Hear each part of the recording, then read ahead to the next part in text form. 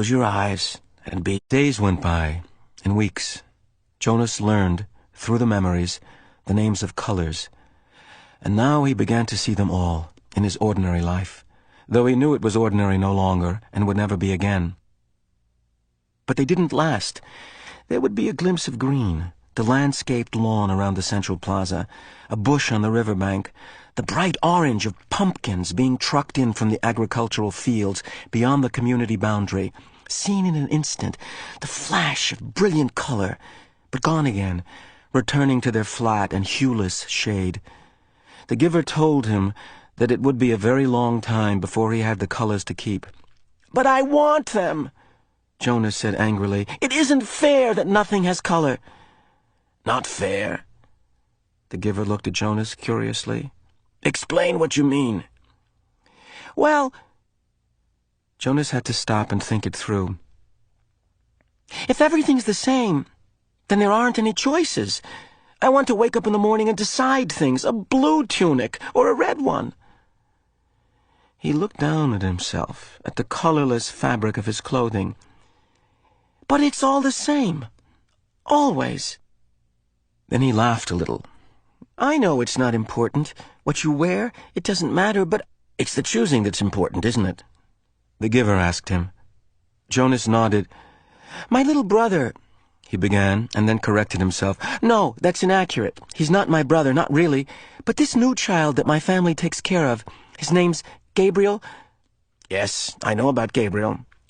"Well, he's right at the age where he's learning so much. He grabs toys when we hold them in front of him. My father says he's learning small muscle control, and he's really cute." The giver nodded. "But now that I can see colors, at least sometimes, I was just thinking, what if we could hold up things that were bright red or bright yellow, and he could choose, instead of the sameness?" "He might make wrong choices." "Oh." Jonas was silent for a minute. "Oh, I see what you mean.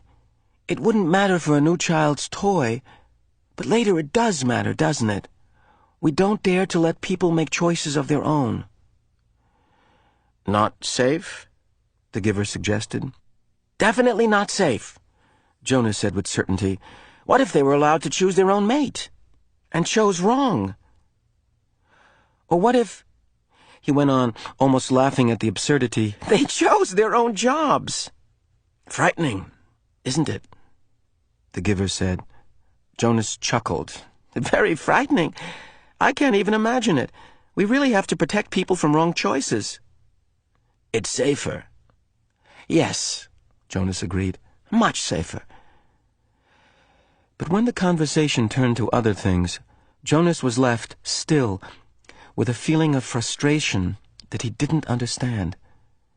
He found that he was often angry now, irrationally angry at his group mates, that they were satisfied with their lives, which had none of the vibrance his own was taking on, and he was angry at himself, that he could not change that for them. He tried, without asking permission from the giver, because he feared, or knew, that it would be denied. He tried to give his new awareness to his friends. "Asher," Jonas said one morning, "look at those flowers very carefully." They were standing beside a bed of geraniums planted near the Hall of Open Records. He put his hands on Asher's shoulders and concentrated on the red of the petals, trying to hold it as long as he could, and trying at the same time to transmit the awareness of red to his friend. "What's the matter?" Asher asked uneasily. "Is something wrong?" He moved away from Jonas's hands. It was extremely rude for one citizen to touch another outside of family units. "No, nothing. I thought for a minute that they were wilting, and we should let the gardening crew know they needed more watering." Jonas sighed and turned away. One evening he came home from his training, weighted with new knowledge. The giver had chosen a startling and disturbing memory that day. Under the touch of his hands, Jonas had found himself suddenly in a place that was completely alien, hot and wind-swept under a vast blue sky. There were tufts of sparse grass, a few bushes and rocks, and nearby he could see an area of thicker vegetation, broad, low trees outlined against the sky, He could hear noises, the sharp crack of weapons. He perceived the word guns, and then shouts, and an immense crashing thud as something fell, tearing branches from the trees. He heard voices calling to one another. Peering from the place where he stood hidden behind some shrubbery, he was reminded of what the Giver had told him, that there had been a time when flesh had different colors. 2 of these men had dark brown skin. The others were light.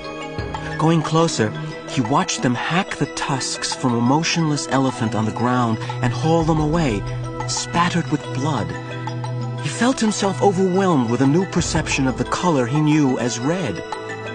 Then the men were gone, speeding toward the horizon in a vehicle that spit pebbles from its whirling tires.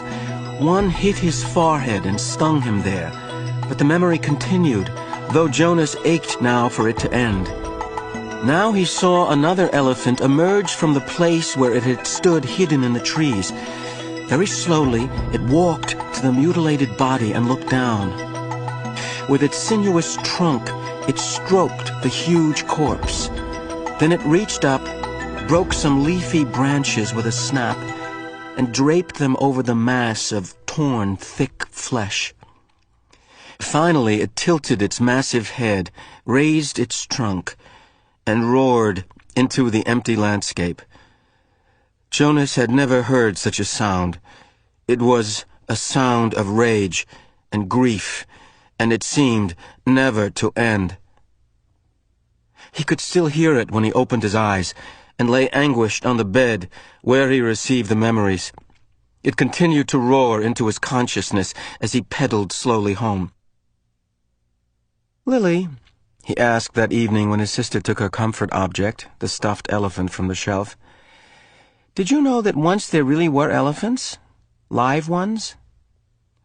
She glanced down at the ragged comfort object and grinned. "Right," she said skeptically. "Sure, Jonas." Jonas went and sat beside them while his father untied Lily's hair ribbons and combed her hair. He placed one hand on each of their shoulders.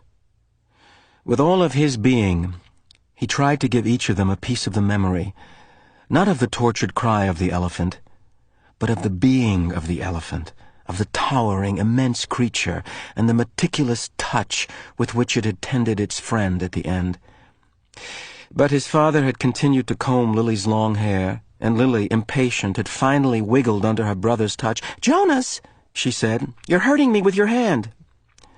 "I apologize for hurting you, Lily," Jonas mumbled and took his hand away. "Accept your apology."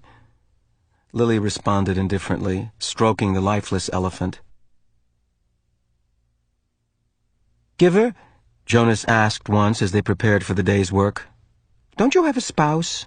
Aren't you allowed to apply for one?" Although he was exempted from the rules against rudeness, he was aware that this was a rude question. But the Giver had encouraged all of his questions, not seeming to be embarrassed or offended by even the most personal. The Giver chuckled. "No, there's no rule against it. And I did have a spouse. You're forgetting how old I am, Jonas. My former spouse now lives with the childless adults." "Oh, of course." Jonas had forgotten the Giver's obvious age.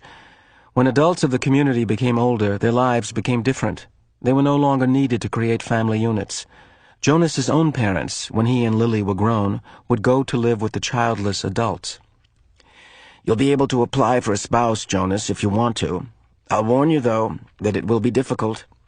Your living arrangements will have to be different from those of most family units because the books are forbidden to citizens. You and I are the only ones with access to the books." Jonas glanced around at the astonishing array of volumes. From time to time now, he could see their colors. With their hours together, his and the Giver's, consumed by conversation and by the transmission of memories, Jonas had not yet opened any of the books. But he read the titles here and there, and knew that they contained all of the knowledge of centuries, and that one day they would belong to him. "So, if I have a spouse and maybe children, I will have to hide the books from them?" The Giver nodded. "I wasn't permitted to share the books with my spouse, that's correct. And there are other difficulties, too. You remember the rule that says the new receiver can't talk about his training?" Jonas nodded. Of course he remembered. It had turned out by far to be the most frustrating of the rules he was required to obey. "When you become the official receiver, when we're finished here, you'll be given a whole new set of rules. Those are the rules that I obey. And it won't surprise you that I am forbidden to talk about my work to anyone except the new receiver. That's you, of course. So there will be a whole part of your life which you won't be able to share with the family. It's hard, Jonas. It was hard for me. You do understand, don't you, that this is my life? The memories."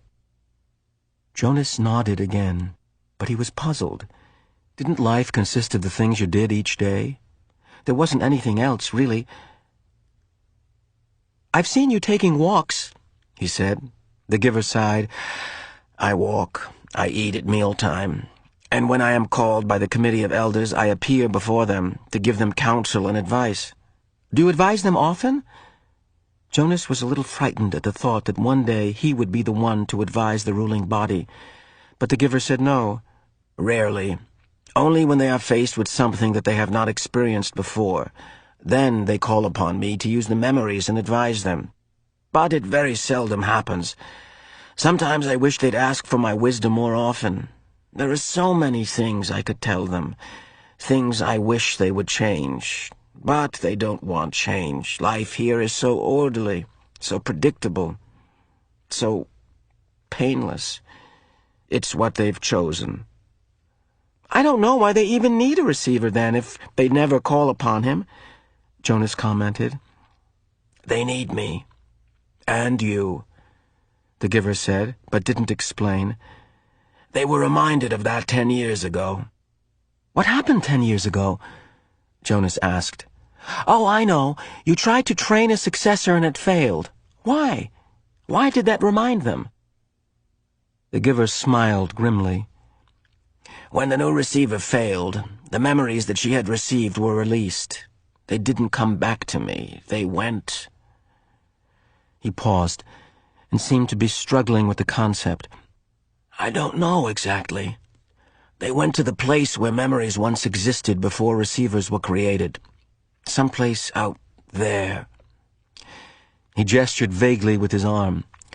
"And then the people had access to them. Apparently that's the way it was once. Everyone had access to memories. It was chaos," he said. "They really suffered for a while. Finally it subsided as the memories were assimilated. But it certainly made them aware of how they need a receiver to contain all that pain and knowledge." "But you have to suffer like that all the time," Jonas pointed out. The giver nodded. "And you will. It's my life. It will be yours." Jonas thought about it, about what it would be like for him.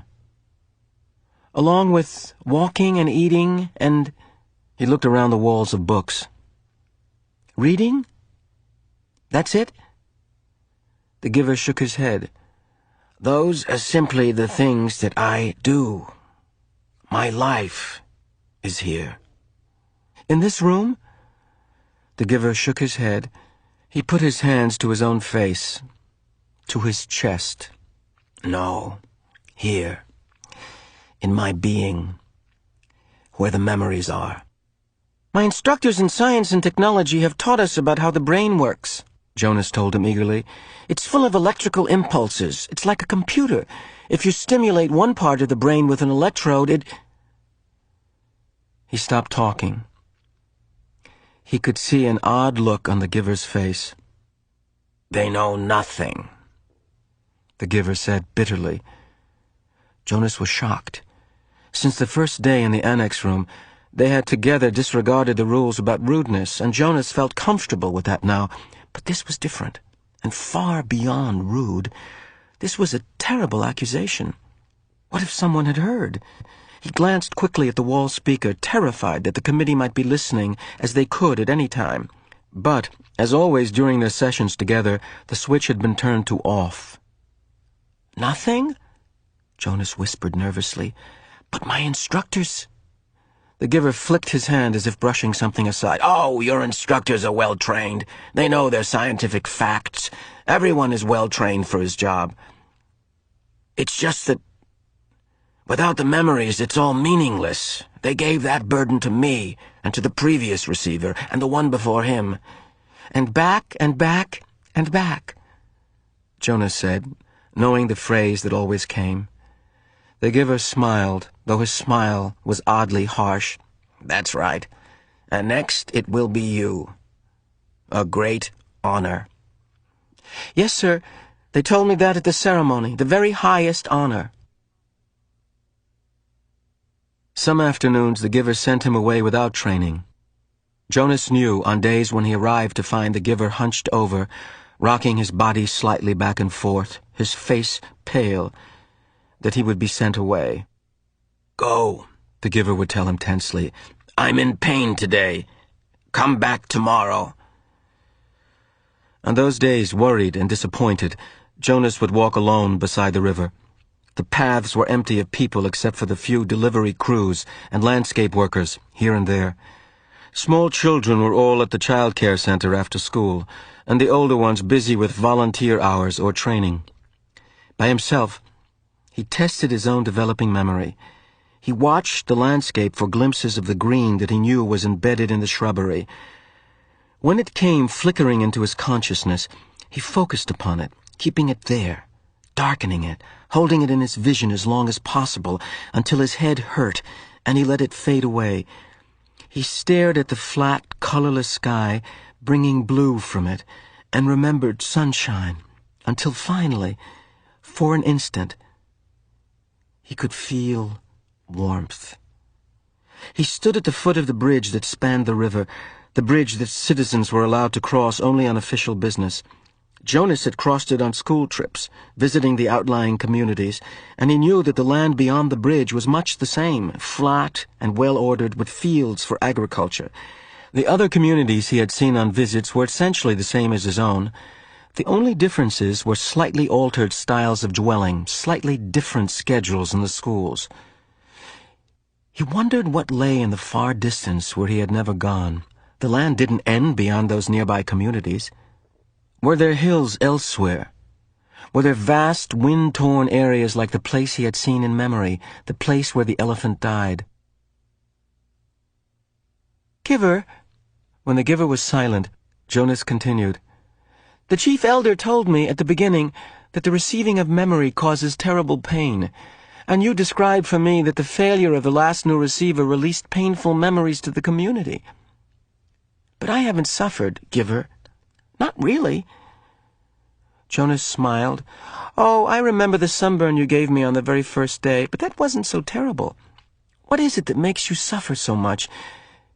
If you gave some of it to me, maybe your pain would be less. The giver nodded. Lie down, he said. It's time, I suppose. I can't shield you forever. You'll have to take it all on eventually.